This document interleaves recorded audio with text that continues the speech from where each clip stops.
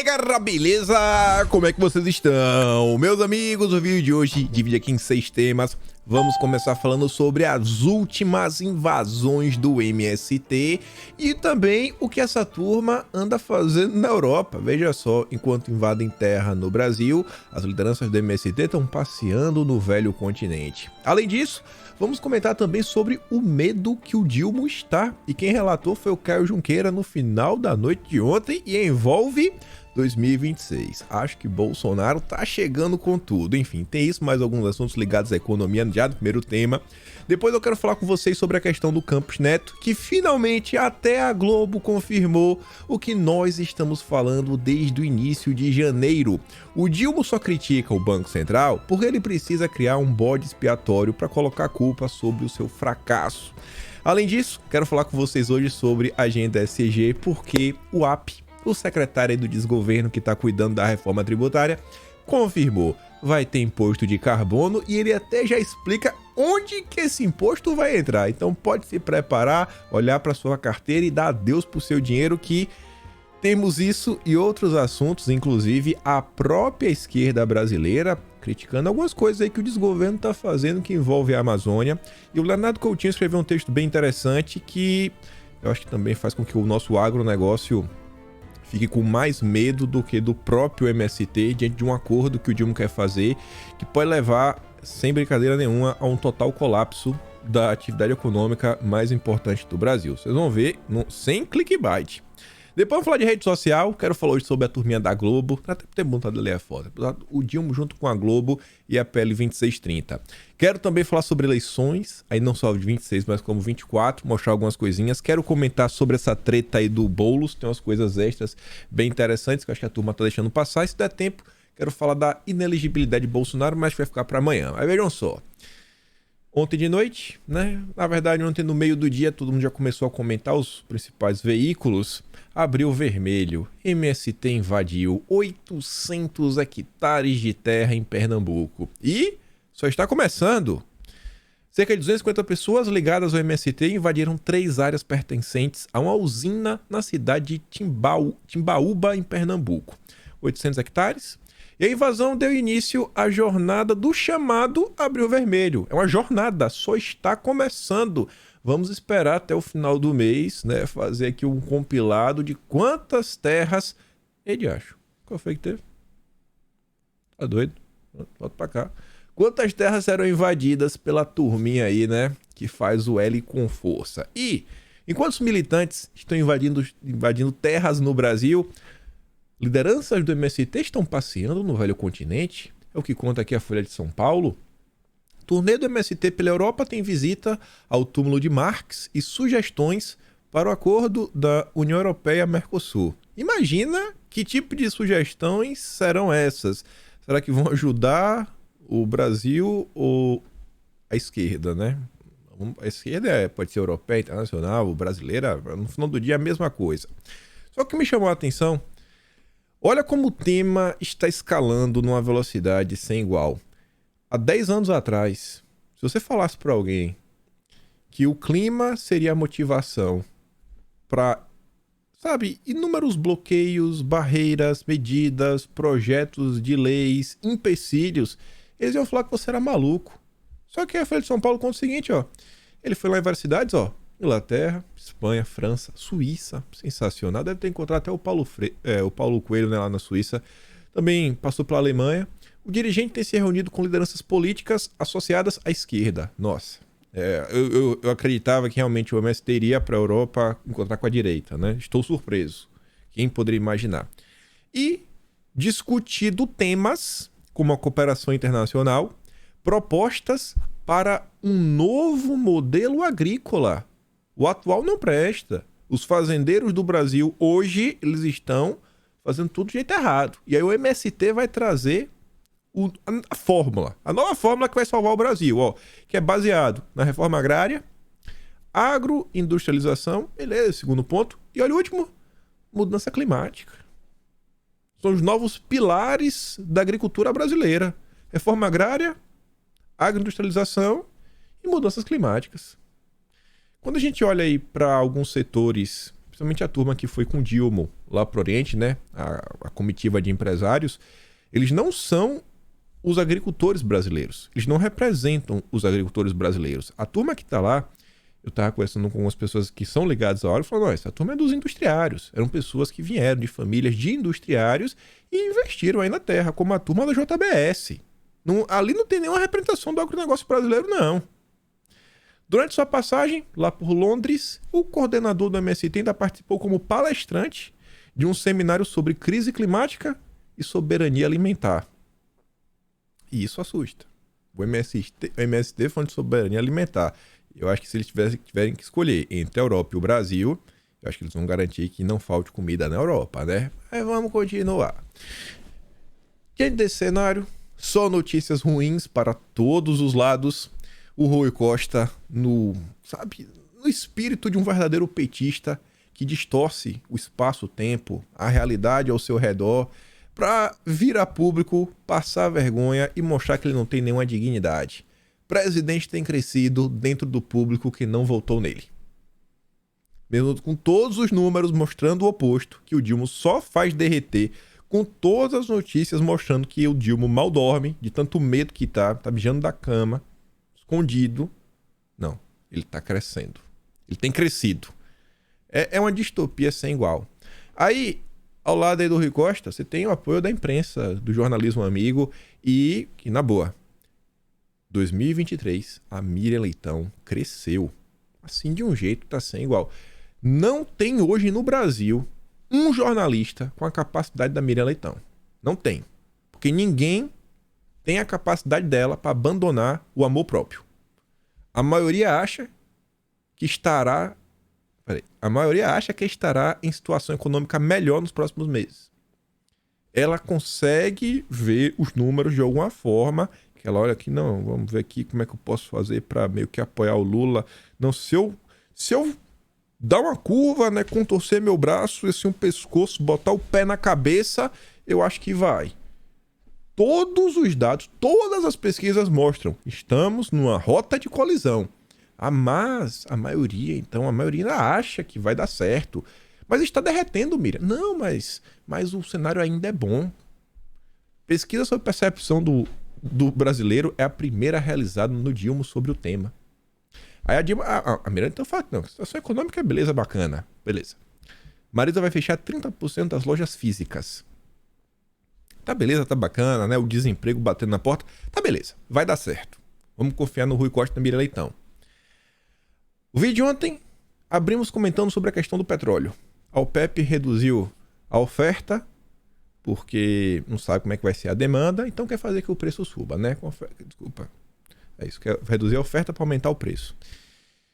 E aí, a turma já tá comentando sobre isso, né? As páginas que comentam mais sobre política, que o pessoal da... Não sei se eu peguei do Radar Econômico. Aqui foi do próprio Radar Econômico. Que a Veja tem um Radar Econômico e Economia. Mas são duas colunas que só falam de economia. Aí o Diego Gimenez fala o seguinte, ó. A dura previsão que pode atingir em cheio o preço da gasolina. Sabe que previsão é essa? Que o barril de petróleo pode bater $95. Aí você fala, pô, mas e qual o problema disso? Eu não acompanho o cenário, eu não sei quanto é que custava. Isso é ruim? Bom, tava custando 75. Saiu de 75 para 95, você pega aí, ó, 10% de 75 é 7,5. 7,5 mais 7,5 dá 15. 75 mais 15 dá 90. Se tá falando que vai para 95, estamos falando de um aumento de quase 30%. Tá bom para você? 30% de aumento? 30%. Você paga quanto na gasolina hoje? Bota aí 30% em cima. Você paga 5 reais. 5 não tá mais, né? Vamos botar 6 reais, 30% é mais 1,80. 8 reais. 8 reais a gasolina tá de boa. Essa é a previsão. Aí, a própria Veja já diz, ó, a primeira prova de fogo aí, viu, que a diretoria da Petrobras vai ter que enfrentar. Vai fazer o quê? O preço subiu e o imposto já voltou. E agora? Será que o PT vai vir com a história de não, vamos baixar o imposto? Será que o PT agora vai vir com essa ideia mirabolante?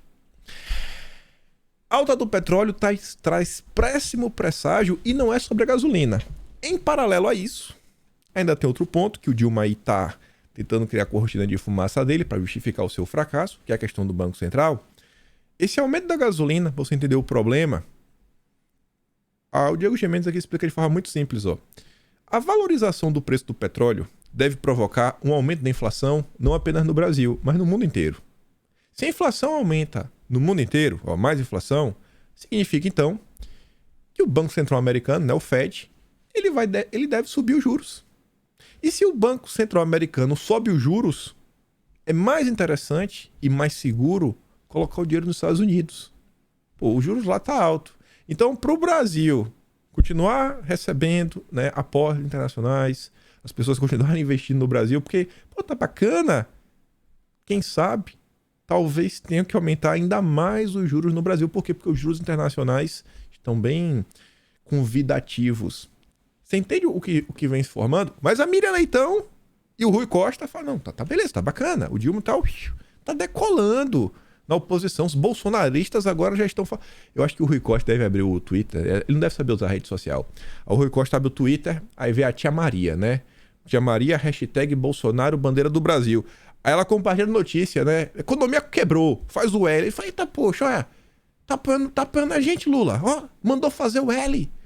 Ele deve achar que ele faz o L, é tudo apoiador. Só pode, que tá maluco. Lula cobra otimismo de ministros e critica previsões de baixo crescimento do PIB. Ontem ele fez uma reunião ministerial, a gente vai falar sobre isso. Agora achei muito interessante essa frase. Só a frase que tá ali no subtítulo, né? Ele disse na reunião ministerial: se você está na corrida de cavalo, dizendo que o seu cavalo é pangaré, ninguém vai fazer aposta nele. Rapaz, que analogia, assim, 100% brasileira. Pra mim agora o Dilma valorizou, né, a cultura nordestina. O cavalinho pangaré. O cavalinho pangaré é tipo o cachorro caramelo. Não sei porque o Dilma desvalorizou o pangaré, né? Mas veja como é que se dão as discussões no Brasil. Não, pô, você tá falando que a gente é o pangaré. Nós somos o pangaré, o PT é o jumento, é o jegue. Pô, brincadeira, né? Aí sobre isso, essa reunião ministerial, veja que o clima não tá bom.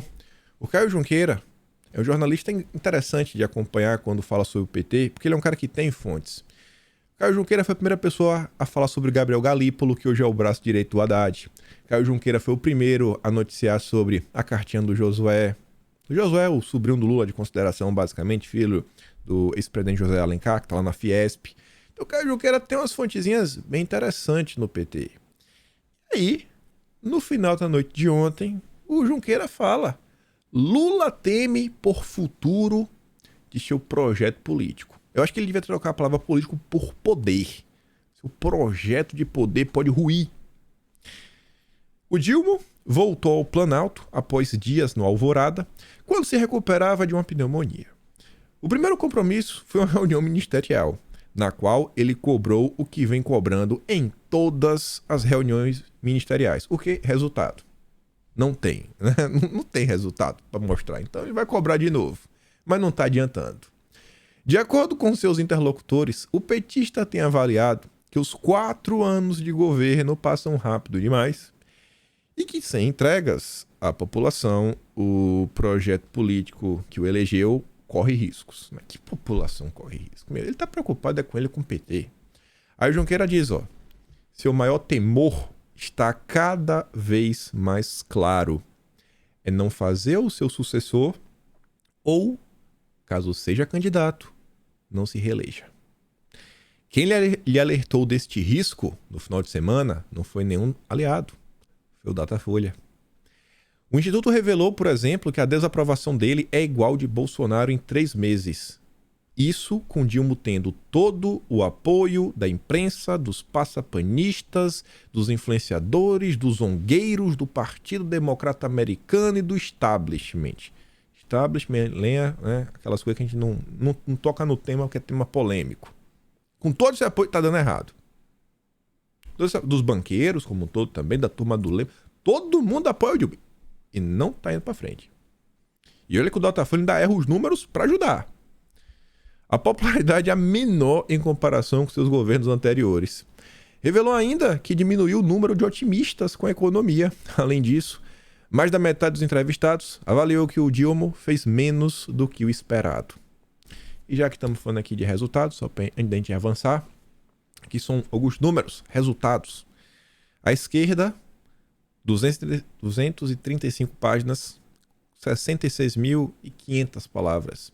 São É o ponto que a gente já está no momento hoje, né? Aí do Atlas brasileiro do volume de fevereiro. Pra você fazer uma comparação, o de janeiro finalizado, 156 páginas, 38 mil palavras. Em números de páginas, não acabou, está uns 77% pronto pela minha tabela, 77,04. Sou preciso. Só em números de páginas, 50% a mais. Em palavras, 75% a mais. Isso é resultado. Um livro por mês. Chupa esquerda. A gente trabalha. Eu tô aqui só para agradecer vocês, né? Se não fosse o apoio de vocês aí, dificilmente a coisa ia conseguir continuar, né, e sair do papel. Obrigado ao apoio de vocês. Vocês estão pagando é a turma que está escrevendo. Que a turma é uma tia do Zap, um amigo meu novo, deve ter uns 20 anos, e minha mãe. É a grande equipe aí que está registrando a história brasileira. Mas vamos lá. Quem quiser assinar o Atlas ainda não assinou, kimpaim.com.br. Vamos falar da questão do Campos Neto. O Dilma aí cobrando resultado, sem saber o que fazer, né? Olha para um lado, olha para o outro. Falei agora, meu Deus do céu. Haddad, faça alguma coisa, Haddad. Gleisi, né? Quem mais pode pedir ajuda? Simone Tebet, Alckmin, Márcio França. Pelo amor de Deus, gente, me ajuda. Flávio Dino, tá ruim. William Bonner. Aí o Bonner fala, Lula, não sou político, não posso fazer nada. Eu já tô enganando o povo, não posso continuar enganando mais. Eu já tô enganando. Eu posso enganar mais. Já tô passando dos limites.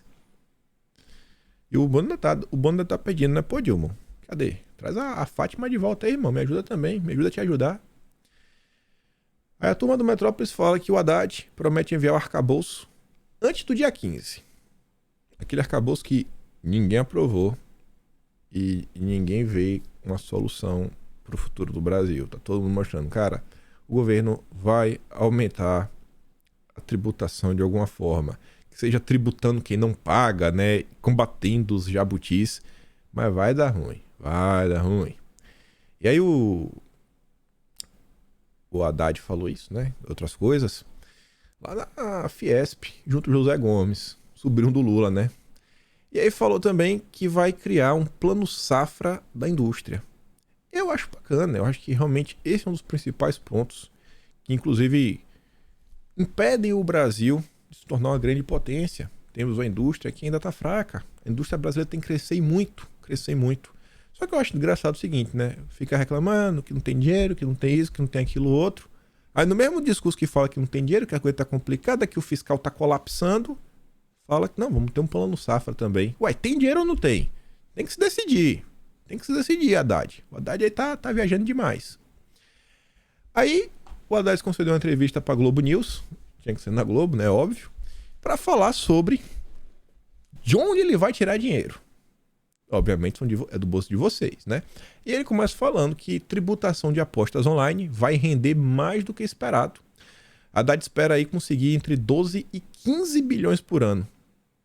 E ele fala que isso daí seria em cima do lucro ao ganhar. Não sabe mais ou menos como é que vai ser. Mas olha que bacana, né? Você aposta. Se você perder, tá de boa. O governo não vai te ajudar. Agora, se você ganhar, um pedaço é do governo. Esse Haddad é demais, hein? Sensacional. Inicialmente, esse valor é estimado em até 6 bilhões. Para aumentar a arrecadação e transformar em realidade o plano do novo arcabouço fiscal, o governo sabe que precisará buscar cerca de 150 bilhões a mais no orçamento. E para achar 150 bilhões, significa que alguém que não está pagando vai ter que pagar. Alguém que já paga um tanto, mas não paga outro, vai ter que pagar um pouquinho mais. Então, gente, o Brasil precisa de vocês. 150 bilhões aí no bolso do Haddad, né? Poder resolver os problemas. Dureza, hein? Mas não para por aí. Já está mais do que confirmado que o desgoverno vai tributar as comprinhas que vocês fazem na internet. E aqui tem um ponto interessante que eu queria só levantar. É bem simples de entender. Mas só para falar aqui, ó. Haddad prevê arrecadar 8 bilhões com tributação de contrabando digital.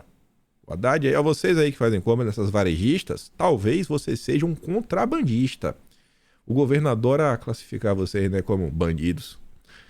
Aí perguntaram para o Haddad quais seriam as contrabandistas, mas ele não afirmou não saber quais são as empresas, né? Ele ficou na dúvida. E disse que não se taxa uma empresa em específico, mas todas, todo o processo. É bonito falar, né, da lacrada, são contrabandistas, tá dado. Então quem é que tá falando contrabando? Ah, não sei. Não sei. Ah, não sabe, né? É só pela lacração. Gente, pensa o seguinte. Vê se eu tô viajando demais, porque eu não sou economista. Se você começa a tributar, para tributar e conseguir 8 bilhões, aquela blusinha de 20 reais, ela não vai ser mais 20 reais. Ela vai pular para 40. Será que se essa blusinha de 20, que agora virou 40, será que as pessoas continuarão comprando? Ou será que as pessoas meio que vão deixar de comprar? Então, será que ao invés de ir com sede ao pote para conseguir 8 bilhões, o que acontece é que as vendas despenquem e as pessoas simplesmente desistam? Não, vamos desistir. E aí começa a surgir o bom e velho... Não é o Blade, não. Poxa, como é o nome, rapaz? Nossa, agora me faltou a... Muambeiro. O bom e velho muambeiro. Pô, não dá mais pra chegar lá na Shopee, os eletrônicos, né? Que pede pelo AliExpress. Aí volta o muambeiro. Ele vai lá, cruza a ponte, vai no Paraguai, compra as brincadeirinhas, volta pro Brasil, revende, vai de volta. Aí as roupas, em vez de ser da Shopee, pega lá do Peru. O Peru tem várias fábricas aí, né? De algodão, etc, tudo mais. Tem aquelas camisas falsificadas da Lacoste, Tommy, Ralph Lauren. Será que não muda? Será que no final do dia a população não vai procurar um novo caminho? E pensa o seguinte, a quantidade de pessoas que às vezes pagam imposto em cima de produtos que elas compram online. Tem muitas pessoas no Brasil que revendem esse tipo de produto. Tem muita gente que faz dropshipping e no final do dia ele paga o imposto porque ele tem uma empresa, ele revende, etc, tudo mais, ele paga o imposto de renda ali em cima do que ele vende. Ele paga o imposto. Será que no final do dia não vai ter um quebra-quebra de... Cara, não dá pra falar nem que é empresário. Deve ser aquele cara que no final do dia tira aí 2, 3 salários mínimos, 4 salários mínimos, sei lá, uma parte aí já menos de 10% deve ganhar acima de 10 mil reais no mês, uma coisa dessa, né? Que tá revendendo, tentando movimentar a economia. Será que o Haddad ele realmente vai conseguir os 8 bilhões ou ele apenas vai direcionar o interesse das pessoas para fazer compras de outras formas, tentando continuar comprando produtos baratos e sair quebrando um monte de pessoas que dependem desse tipo de coisa para sobreviver? E, assim, o Haddad fala isso daqui, ele vai fazer isso daqui para ajudar a indústria nacional. Não é porque tem que ajudar a Marisa, tem que ajudar a Magazine Luiza, a turma lá que tá lá no Conselhão, né, os empresários amigos. Beleza, mas a gente vai ajudar como? Fazendo o povo pagar mais? Será que também não tem nenhum problema com o fato que as coisas no Brasil estão meio erradas? Será que não tem que procurar, na verdade, um caminho para o empresário brasileiro conseguir vender tão barato e tão vantajoso como é o produto que vem lá de fora? Que querendo ou não, eu falando por mim, roupa, por mais que você vê uma coisa ou outra lá na promoção, é bacana quando você vai, quando você veste, você vê se caiu bem em você, né? Fala, pô, tá beleza, não tô parecendo aqui um barril, né? Não tô formado de barril, tá bonitinho, está realçando aqui os meus braços, a minha silhueta. Mas vindo do desgoverno, não dá para esperar nada de bom, né? Crédito corporativo seca e empresas lutam para sobreviver. Quem poderia imaginar? E o pior, o cara lá, um dos economistas que a matéria bate um papo, ele afirma que o crédito não está caro apenas no Brasil. Além de estar escasso, está caro e não é só no Brasil. E aí, eu continuo me perguntando, o que o desgoverno vai fazer para evitar um total colapso na economia brasileira?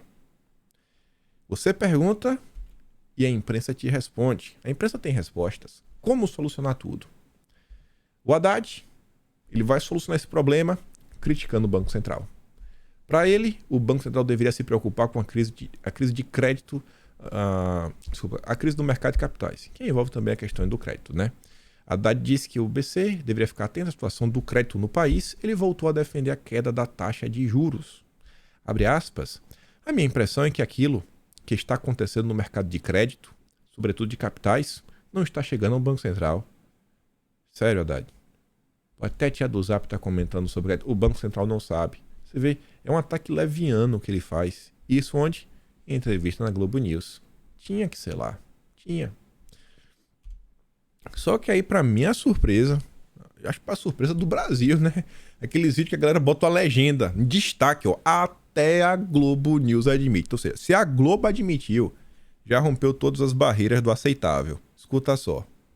Essa pesquisa explica muito dessa estratégia deliberada do presidente Lula, que é uma estratégia política de emparedar o Banco Central e colocar a culpa no Banco Central pela taxa de juros. E quando ele faz isso, ele joga para o ex-presidente Jair Bolsonaro. É isso que ele quer chegar, ao fim e acaba. É justamente jogar essa questão da taxa de juros que está sufocando a população brasileira, é real, no colo do Bolsonaro. Por quê? Porque Bolsonaro é quem indicou, foi a pessoa que indicou o Campos Neto. E como ele não pode trocar Campos Neto, ele atira.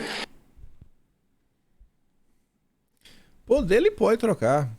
O caminho é via Senado. São aliados dele, ele tem um Pacheco, tem um Kassab, dá pra trocar numa boa. Se quiser, vai lá e troca.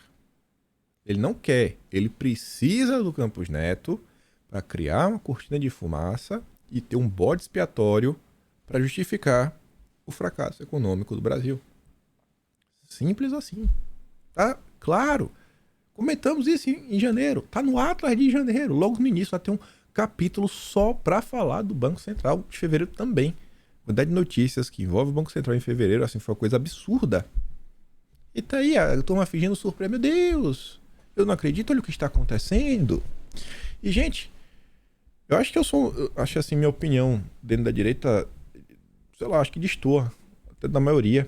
Essa questão dos juros, eu queria que os juros fosse menor, ao mesmo tempo que eu acho que o desgoverno, ele tem que fazer a parte dele. Eu não sei se o Campos Neto tá certo ou tá errado. O que eu sei é que falta o governo fazer a parte dele. Eu não sei se o Campos Neto tá certo. Talvez ele esteja demais. Talvez, mesmo sem o governo fazer a parte dele, diante do cenário atual, que a coisa tá complicada, tá difícil de empreender, já tem um quebra-quebra, o Dilma tá criando esse cenário temeroso, pessimista, onde as pessoas deixam de comprar, deixam de investir, todo mundo começa a guardar dinheiro com medo do pior acontecer. E aí talvez seja melhor deixar a inflação subir um pouquinho e você baixa a taxa de juros. Talvez, eu não sei, eu não sou esse economista. Agora, o que eu tenho certeza absoluta é que se o governo fizesse a parte dele, aí, irmão, a coisa tava melhor. Isso não tenho dúvida. Isso não precisa ser especialista em economia. Se o governo fizesse a parte dele, as coisas estavam melhores.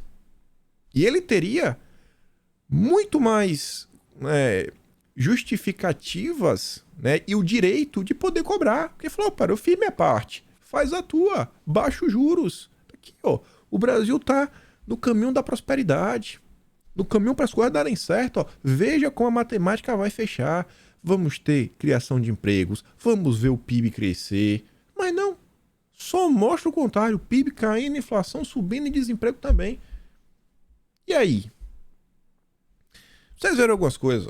Quando eu falo que eu não sou nenhum fã do Campos Neto, é porque eu não sou mesmo. Sou. Também não tenho nada contra ele. Eu não tenho nada a favor, na verdade, eu tenho umas coisas contra. Só olha a notícia que saiu recentemente do Campos Neto. Ó. Campos Neto diz querer mais mulheres e minorias no Banco Central. É agenda SG. Tá procurado no social, né? Na equidade. Eles falam de equidade mesmo. Participação feminina, né? 19%, pode melhorar muito. Aí, ao longo da matéria, diz, não, é questão aqui de equidade. Daquela ladainha. 2 de junho de 2021. Campos Neto. Mercado de carbono será uma das maiores conquistas do Banco Central. Olha a preocupação do Campos Neto. Ele fez a vitória de carbono do Banco Central. Apoia esse mercado de carbono. Campos Neto apoia toda essa agenda. Mas e aí, então... Bolsonaro errou nesse ponto, etc, tudo mais. Você está criticando o coisa do Bolsonaro. Gente, tem uma coisa que às vezes as pessoas não percebem. Ontem eu estava até assistindo um vídeo onde tinha uma turma aí super conservadora tacando pau em Bolsonaro. Uma turma que foi no podcast do Monark. Me mandaram, eu fui para analisar. As pessoas às vezes no Brasil, eu acho que vocês têm essa compreensão muito mais. As pessoas que ele atacam, né? A turma adora atacar os apoiadores de Bolsonaro. Falar que todo mundo é gado. Que todo mundo passa pano para qualquer coisa que Bolsonaro faz, porque Bolsonaro nunca erra, não sei o quê. Não, a gente fica muito chateado várias vezes, eu tenho certeza, com alguns pontos. Não, às vezes, por causa de Bolsonaro, mas pelo cenário. É por entender que as coisas não são fáceis que a gente olha para algumas coisas e tenta, será que Bolsonaro realmente fez de má vontade? Será que ele errou? Será que podia melhorar? Em alguns momentos, talvez ele possa ter errado várias vezes. Só que o grande ponto que às vezes muita gente não para pra pensar, e acho que um dos maiores exemplos foi o caso do Sérgio Moro, quando o Bolsonaro ele se elegeu, foi uma composição de forças. Você vai negar que Bolsonaro teve apoio dos liberais? Você vai negar que Bolsonaro teve apoio dos conservadores? Você vai negar que Bolsonaro teve apoio, e ele vem, né, das Forças Armadas?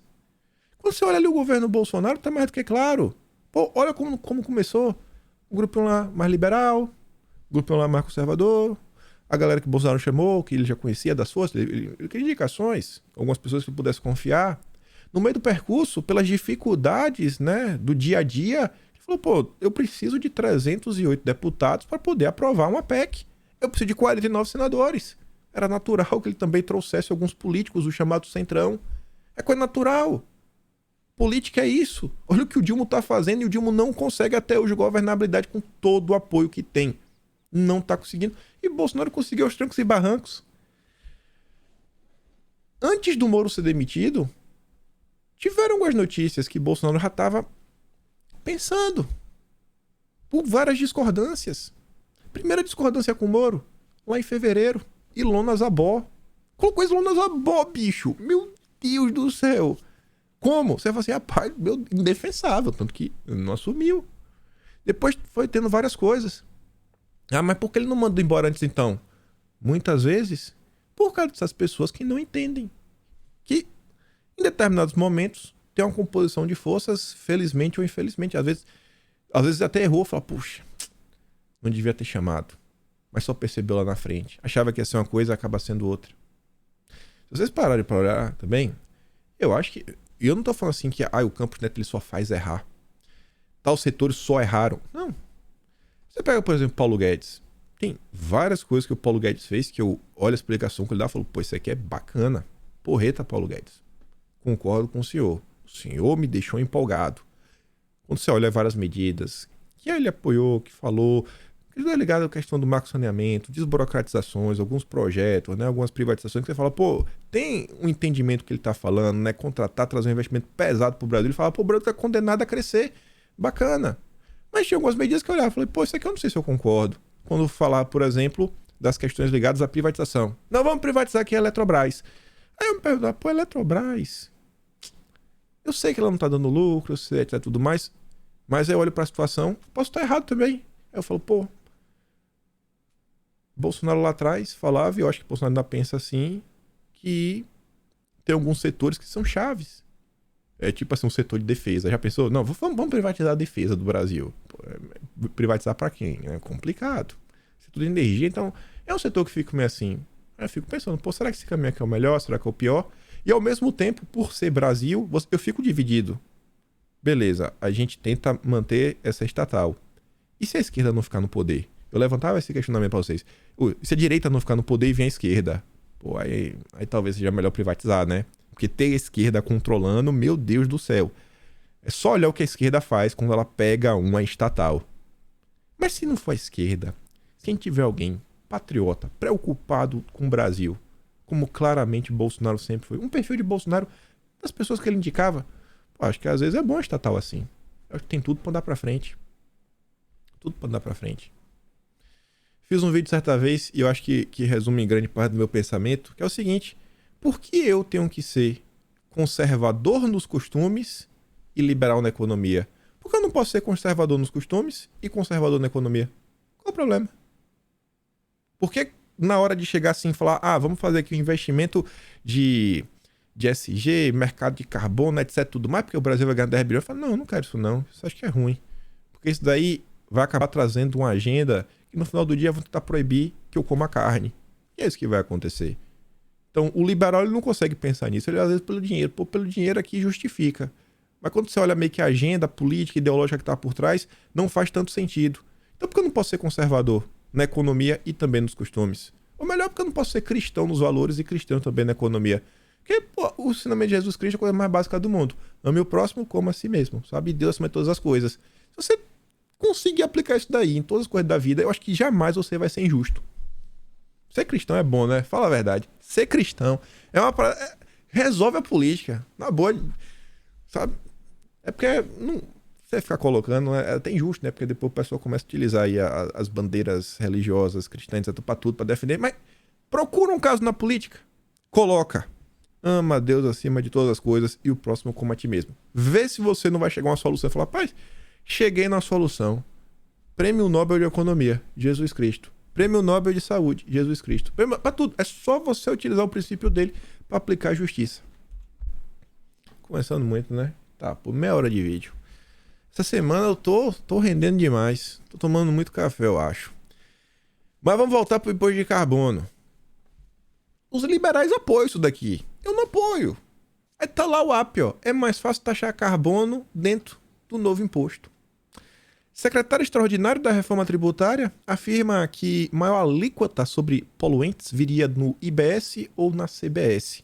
Aí diz, né, que esse imposto deve vir na reforma tributária, nesse novo imposto que vai substituir os outros 5. Isso é o que Marina Silva prometeu desde o início do ano. Ela deixou claro, ainda foi para Davos, né, vendeu o Brasil, falou, ó, vai ter imposto sobre carbono, vamos levar na reforma tributária. A gente vai regular o mercado de carbono na reforma tributária. Eu acho que é mais fácil fazer dentro do próprio IBS, que é Imposto sobre Bens e Serviços, ou da CBS, Contribuição sobre Bens e Serviços, do que fazer isso por outros mecanismos. Você não vai ter como sair lá dentro. Se a PEC 45 for à frente, vai ser via IBS. Se for a PEC 110, vai ser via CBS. A única certeza, vai ter o imposto de carbono.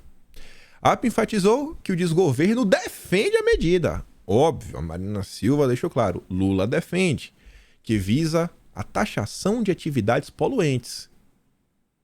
Tudo pode ser poluente, como uma padaria. A padaria é bastante poluente. Os fornos da padaria, meu Deus do céu, né? Mas a forma de fazer ainda está em discussão. Se a proposta avançar, combustíveis fósseis estariam entre os produtos onerados. Aí vai lá o textão, não é reforma tributária, já prevê a tributação de combustíveis, seja feita por litro, de forma nacionalmente uniforme, monofásica, tributar na saída da refinaria ou na importação.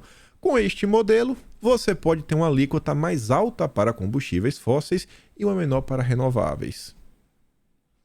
Turma do etanol aí, né? Tem uns empresários, né? Um dos maiores doadores aí do Brasil, tá muito feliz com isso, que o etanol dele tá blindado. Tá blindado. E vamos falar mais dessa agenda SG. Se liga. O Haddad veio com uma proposta. Governo avalia usar fundo de petroleiras para renovar a frota de carros velhos. O governo estuda usar um fundo abastecido com recursos pagos por empresas de petróleo para renovar a frota de carros usados no país. O objetivo da medida, segundo ele, seria reduzir o número de automóveis velhos em circulação para reduzir a poluição nas cidades. A ideia de Haddad surge no momento em que as montadoras de automóveis no país vivem dificuldades devido às vendas fracas. Eu não consigo acreditar na bondade desse governo. Se o Haddad está prometendo, né, alguma coisinha para ajudar a trocar o carro velho pelo novo, rapaz, tem algum empresário ganhando. Tem algum empresário picanheiro ganhando. Não é possível. Eu não acho que o Haddad está só na boa vontade, pensando no planeta, ou pensando que o seu Zé vai poder vender o Palio 1.0 dele, né? Pra poder comprar um carrinho novo. Eu não acredito no Haddad. Talvez meu coração esteja muito amargurado. Eu não acredito no Haddad. Nesse meio tempo, o Aldo Rebelo postou aqui notícia na Folha de São Paulo. Ó, o Brasil que se prepare. Um tribunal de lobos para julgar os cordeiros. Os defensores da internacionalização da Amazônia já têm um tribunal para chamar de seu, né, do Vivier? Esquerda incomodada com isso daqui. Imagina quão ruim não é. A Corte Internacional de Justiça avaliará as obrigações legais dos estados de proteger as gerações atuais e futuras das mudanças climáticas, depois que os países apoiaram uma resolução na ONU.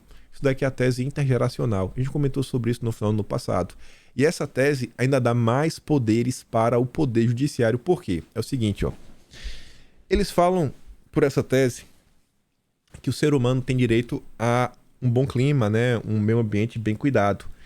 E não apenas os seres humanos que estão vivos, mas os que estão para nascer. E aí, quando você para e pensa, tá? E quem que vai lutar para garantir que o ser humano vai ter esse meio ambiente perfeito, bacana, preservado? Não pode ser nenhum político. Mas por que não? Não foram eleitos? Sim, eles foram eleitos. Mas só vota quem tem 16 anos pra cima. Quem tem menos de 16 anos? O único poder da República que trabalha para todas as sociedades, do bebê que nem nasceu, e que muita gente ainda defende, né, que o bebê possa não nascer, até o último dia de vida das pessoas, é o poder judiciário. Essa tese ela já está avançando no Brasil. E é uma tese internacional. A turma não dorme em serviço. Uma corte, né? Tinha que ser uma corte, né? Querendo decidir sobre tudo. A opinião consultiva da CIJ, o principal órgão jurídico da ONU, pode aumentar o risco de litígio para os países que não cumprirem as leis e tratados internacionais existentes, ao mesmo tempo em que orienta os governos sobre o que devem fazer para defender os direitos humanos e o meio ambiente dos danos climáticos. Ou seja, isso aqui pode dar aberto para o Brasil ser vítima de sanções. Se o Brasil não tomar conta da Amazônia, se o Brasil resolver expandir, sabe, a sua área agricultável, se o Brasil resolver expandir a sua capacidade industrial, né, o seu parque industrial, o Brasil pode ser sancionado internacionalmente. Delta Merner, cientista-chefe do Polo Científico para Litígio Climático da União de Cientistas Preocupados. Essa galera da esquerda tem umas ideias. Olha o nome. União de Cientistas Preocupados. Tem como você atacar? Tem como você falar que esse cara é do mal? Ele é cientista preocupado. Ele disse que a decisão de quarta-feira marcou um momento histórico para a justiça climática internacional. Olha o que tá rolando. E aí, eu já tô achando que a gente não vai conseguir falar de eleição hoje. Tem mais longo, acho que não vai mesmo. Eu já tinha esquecido que tinha sido do Leonardo Coutinho, mas isso aqui é bem importante. O Dilma vai voltar aí, né? Lá no Oriente. E aí o Coutinho tá falando o seguinte, e eu acho que aqui o Dilma deve estar olhando para isso daqui no curto prazo, para garantir a sua perpetuação no poder, seu projeto de poder. E esperar que o Oriente invista na recuperação de áreas degradadas no Brasil, oferecendo soja e milho como pagamento, é uma ideia que pode empurrar o agronegócio para uma situação análoga à escravidão. O que é que tá rolando? Vamos ver. Coutinho não brinca em serviço, né? Daqui a nota. Ele fala o seguinte, o Dilma tem um plano que ele quer levar lá para o Oriente. E é um plano ambicioso para zerar o desmatamento da Amazônia. Além disso, a medida aumentaria de forma esplendorosa a produção de alimentos no país, algo muito bem-vindo e relevante. Mas o problema é como o Dilma quer fazer essas coisas. A forma tem que prestar atenção. O presidente e sua equipe apostam na recuperação das áreas degradadas, o que é importante, né? As grandes lareiras. E, sabe, recuperar essas áreas são 40 milhões de hectares, o dobro da área do estado do Paraná, em áreas destinadas ao cultivo de alimentos. Pegar esse degradado, reflorestar, consertar e destinar para plantio de alimentos. Tomara que dê certo, mas o problema continua sendo como o governo pretende executar esse plano. O Dilma está em tratativa com os comunas para que eles investam 100 bilhões de dólares para transformar Pasto Velho em lavouras. Para atrair os comunas, Lula promete que a conta vai ser paga em mercadorias pelos produtores agrícolas, como milho e soja. Qual o problema disso? O Coutinho te conta. Parece um negócio sensacional, né? Mas, se uma sandice dessa sair do papel, Lula vai acabar penhorando um dos setores mais eficientes do país, agravando ainda mais o quadro de dependência do agronegócio brasileiro em relação aos comunas, que hoje já é o destino de mais de 33% das nossas exportações. Quando o assunto é soja, eles compram 68% das exportações brasileiras. Sente o drama. Com esse poder nas mãos, os comunas eles já são capazes de pressionar para baixo os preços quando aparece algum problema, fito sanitário. Eita, olha lá a vaca louca. Vai ter que abaixar o preço. Tá muito caro, hein? Senão não compro. A turma fica refém. Ou até mesmo eles reclamam direto, né? Não, perderam a vergonha. Tá muito caro. Baixa essa porcaria, senão não vou comprar. Donos de estoques monumentais de alimentos Eles podem deixar de comprar por semanas ou até meses para forçar o mercado a reagir conforme seus interesses. Tem estoque, eu não vou comprar. Aí o cara tá lá, 70% você vende para o único cliente. Teu cliente tem um estoque gigantesco. Não vou comprar. Comida estragada, né? E aí, vai fazer o quê? Não vou comprar não, irmão. Tá caro. Não vou comprar. Passa uma semana, 2, 3. Rapaz, não vou comprar. E o cara tem que colher pra botar lá no moinhozinho. Não, no moinho, né? Sei lá. Não é sino. É sino. Nem lembro mais. Ele bota lá, né? No depósito. E aí, rapaz, te vira aí, irmão. Tá caro. Não vou comprar. Então, eles têm um poder de barganha gigantesco. Gigantesco. E aí, imagine o que eles vão fazer sendo donos antecipados de parte importante da produção agrícola. Imagina se eles forem donos. Ainda no cenário, a gente está vendo que cada dia mais a hegemonia do dólar, né, está sofrendo um baque, está sendo colocado em xeque. Já se fala negociações cambiais entre os países, o que necessariamente não é ruim você negociar diretamente, né, entre as moedas dos dois países. Por isso não é ruim, mas o que é que tem por trás? O que vai causar para a economia brasileira? Ainda mais vindo do Dilma. Como credores de uma dívida de 100 bilhões de dólares, que foi contraída pelo Dilma, né? Mas que vai ser paga pelo agricultor brasileiro, o Partido Comunista vai ter o cenário perfeito para manobrar em favor de seus interesses estratégicos. O Brasil que se esquece, né, que é até tão mais importante do que eles na relação de venda e compra de alimentos, e que já é tratado pelo Partido Comunista como uma fazenda, na condição de devedor, meu amigo. Não é uma fazenda, vai virar uma senzala moderna. E aí, olha como é importante conhecer a história. Eu não sabia disso daqui, fiquei espantado. O Leonardo Coutinho mostra como este tipo de ideia já foi aplicada no Brasil e quebrou também um setor estratégico. Ele fala da Venezuela. A ideia faz lembrar um dos erros capitais de Hugo Chávez.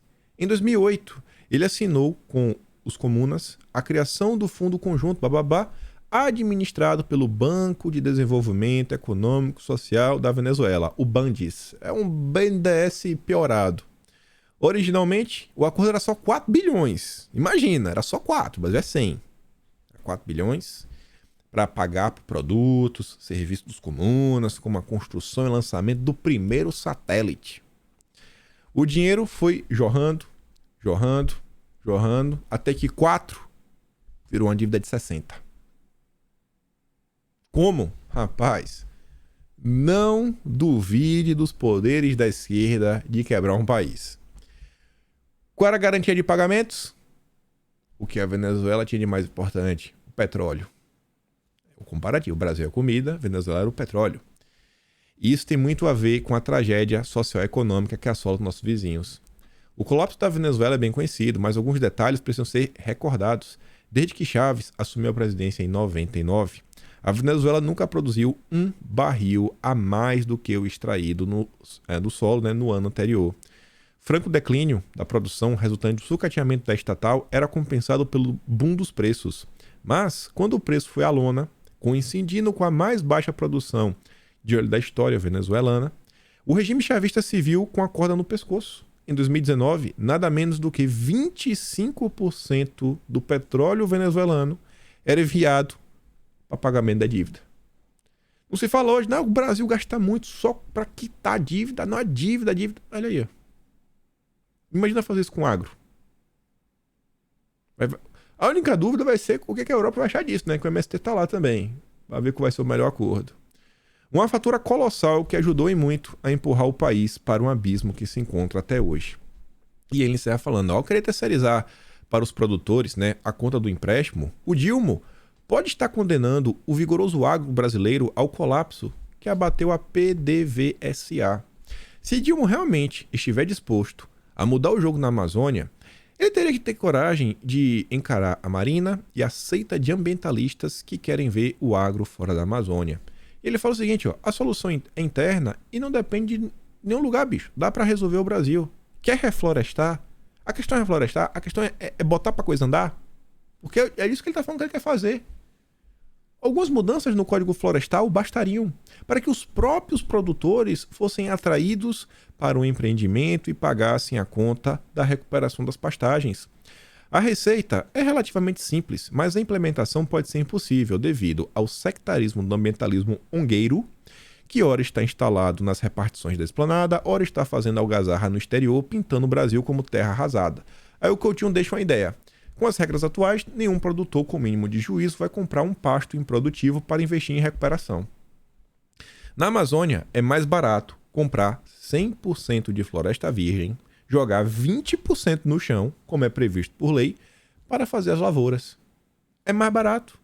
Se o governo mudasse essa regra apenas para as áreas que já estão degradadas, o preservar 80%, se o governo mudasse isso só para o que já está destruído, já se tornaria economicamente atraente, reduzindo a obrigação de reflorestamento e ampliando o direito de uso, em uma inversão da lógica do 80-20 para áreas de desmatamento antigo. Isso você bota as áreas, dá exemplo, com mais de 20 anos.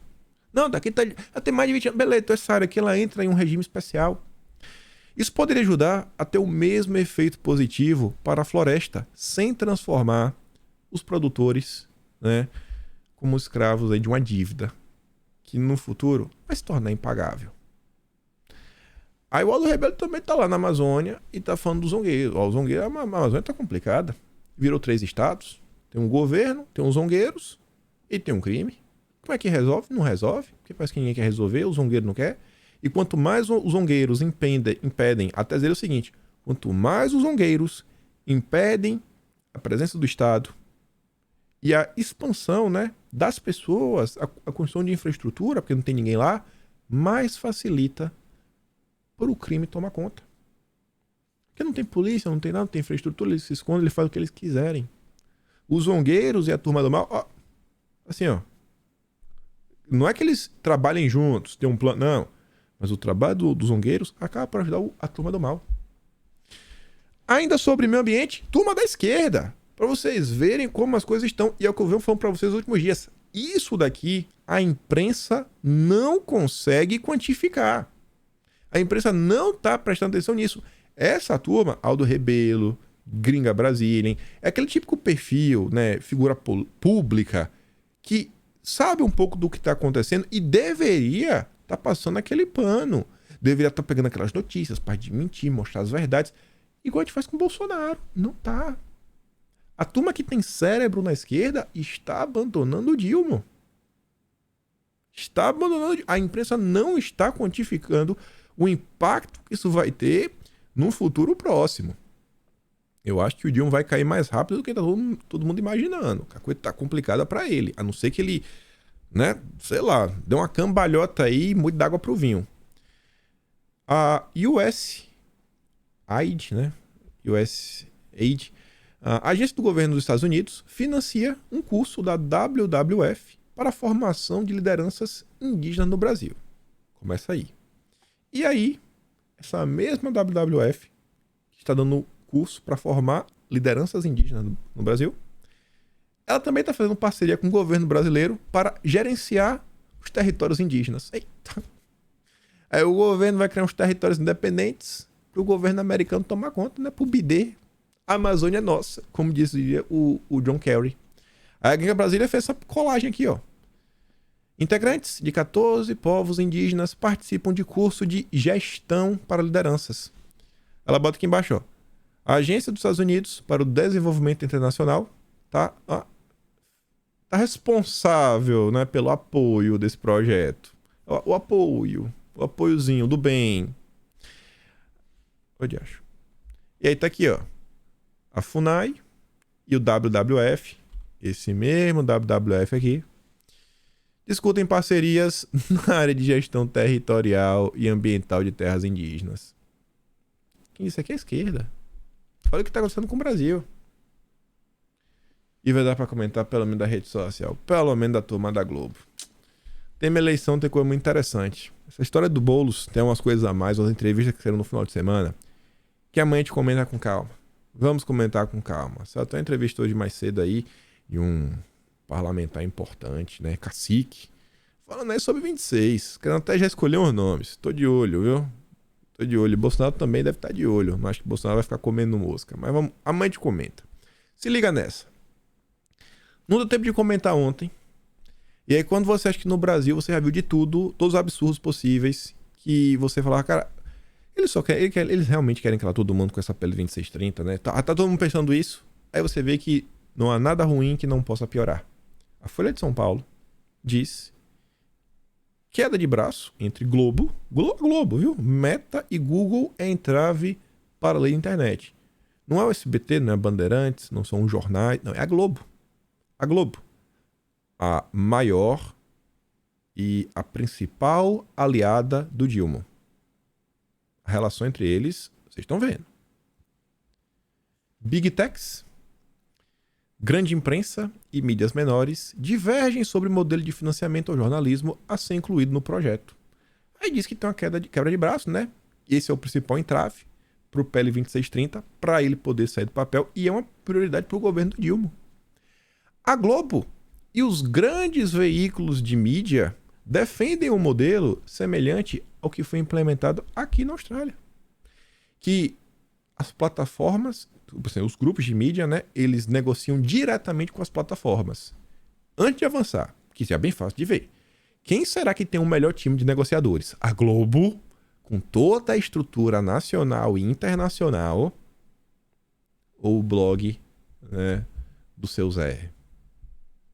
Não é nem o seu Zé da esquerda, né? O seu Zé da esquerda. Porque o do seu Zé dá pra pegar o dinheiro. O de direita ninguém vai ter acesso a nada. O blog do seu Zé da esquerda. Quem será que tem mais poder de barganha?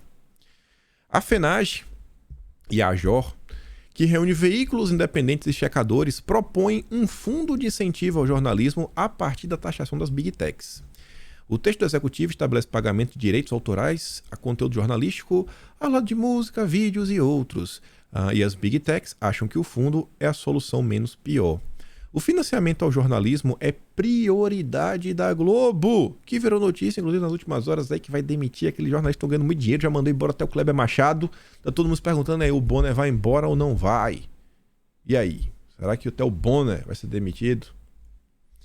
Mas enfim, né? A Globo aí tá pressionando para que o tema fosse incluído. A Globo tá na mal, né? A Globo tá cobrando o L. O L, a fatura tá chegando. E aí fala o seguinte, que o News Media Bargain Code, né, que é o que da Austrália, determina que veículos negociem de forma individual ou coletiva com as plataformas o pagamento pelo conteúdo jornalístico. Caso não chegue a um acordo, está prevista a arbitragem, né? Uma disputa judicial.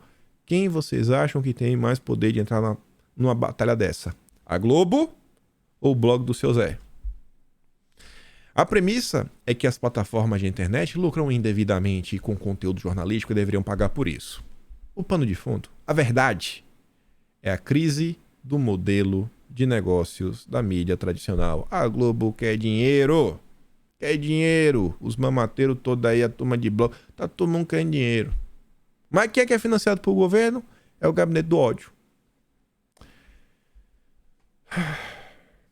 FENAGE e AJOR são contra essa negociação direta, que favoreceria os veículos maiores, como a Globo, que tem mais poder de fogo. Vimos o que aconteceu na Austrália e na França, com o Bargain Code.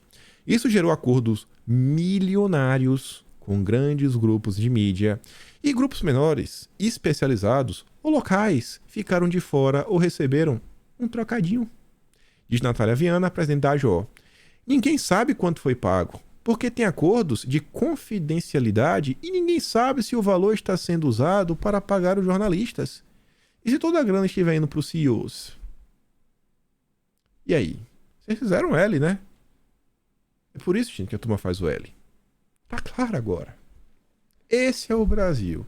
Esse é o Brasil da picanha, do imposto sobre o carbono, de bodes expiatórios, de invasão do MST, de um novo modelo do agronegócio implementado aí, né, concebido pelo MST, pautado em mudança climática, e do outro lado, acordos para reflorestamento, que pode colocar o Brasil de joelhos, né, perante outra nação. Tem como dar certo? O que fizeram com o nosso Brasil, hein? O que estão fazendo com o nosso Brasil? é de doer o coração, sabe? Não tem como uma pessoa gostar do Brasil, sabe? Fala assim, pô, cara, a gente tinha tudo pra ser um país tão bom, mas só faz piorar e não é aleatório, é proposital. As ideias estão aí, você vê, a galera faz de propósito. Dói.